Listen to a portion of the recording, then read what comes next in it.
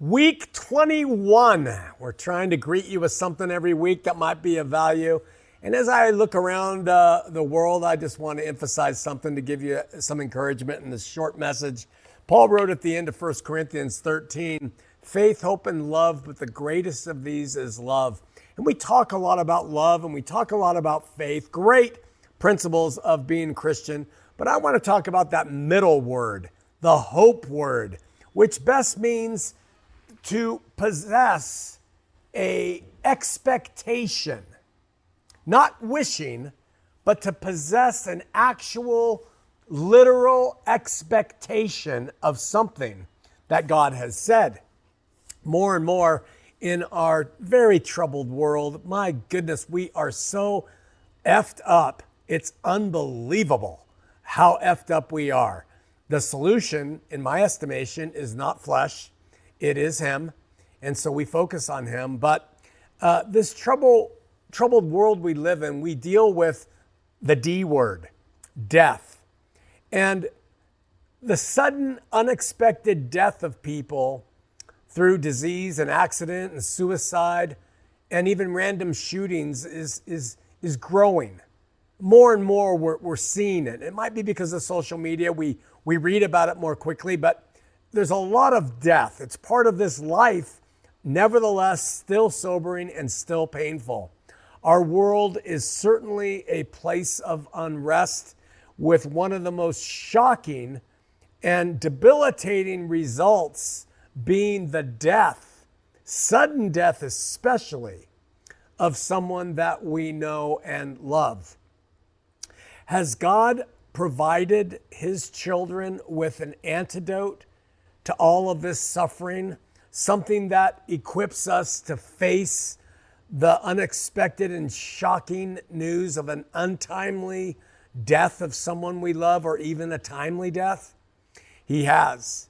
And it's called the gathering and storing up of hope, of expectation. The more you have, the more equipped you will be to face the pain, the utter tragedy of untimely deaths. A heavenly expectation is based on the promises of God. And one avenue that we use to gather and learn about the promises of God is to know them through His Word. By studying and hearing His Word, we learn of His promises. We place our faith in those promises, and we have an expectation, a hope that they will be true. It's not easy. I mean, it's hard to believe sometimes that the stuff God promises to those who are faithful and who love and who turn the other cheek will be meted out in heaven. But the more you learn of Him from His Word, the more of that expectancy grows and is strengthened within us.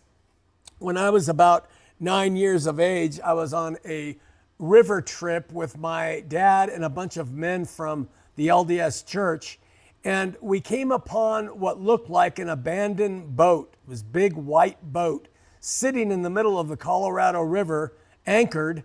Somebody in the group happened to see that it wasn't empty. There was, in fact, a man laying on the deck, and he had killed himself. And he also killed his dog, who was laying next to him. And I was just 9. My dad was a fireman, and so he was kind of the one in the group of men that got on the board of that boat and dealt with all the administration of bringing the police into the Grand Canyon as a means to take care of this man. And so when he was doing the administrative stuff, I was left on the boat. And I was just morbidly intrigued. I didn't touch the man, but I'll never forget, I can see it with my eye today, the breeze moving the hair on the man's head and the hair on the dog's coat. But knowing they were dead, there was nothing in them, but that wind moved across what was left of their bodies. And I don't remember what happened after that or when the police came, but I distinctly remember that death of somebody I had no relation to. I didn't have any feelings of remorse or sadness. Actually, what I had was judgment because the man killed himself with pills, and I thought he was going to hell. I thought that he did a very, very bad thing. So even as a 9-year-old, I sat there in judgment, hovering over his corpse. Of course, over the years of my life, we've had a number of run-ins with death. I'm sure many of you have too. Teenagers and fathers and my brother and most recently both my parents. Some were shocking and unexpected. Some I was not equipped with any hope or any ability to really respond to what suddenly happened. But what changed in me to the present day is a fortification of hope, an expectation of God's promises for all those who depart. And certainly, if I lose somebody I love, I'm going to be devastated. And especially it's someone young or one of my children or my wife, one of my friends. That is hard. But I do have the hope, the expectation that God's promises are true. And with that hope and expectation of what he does with all of his creations, softens the blow of where people have gone. I used to try and bet on the eternal destination of people who passed based on their activity in religion, in Mormonism or American evangelicalism. But I am fulfilled today from a contextual analysis of Scripture that there is grand expectations for all souls, everybody. God so loved the world, he gave us his son. So certainly death is upsetting, and especially when it comes in our lives unexpectedly.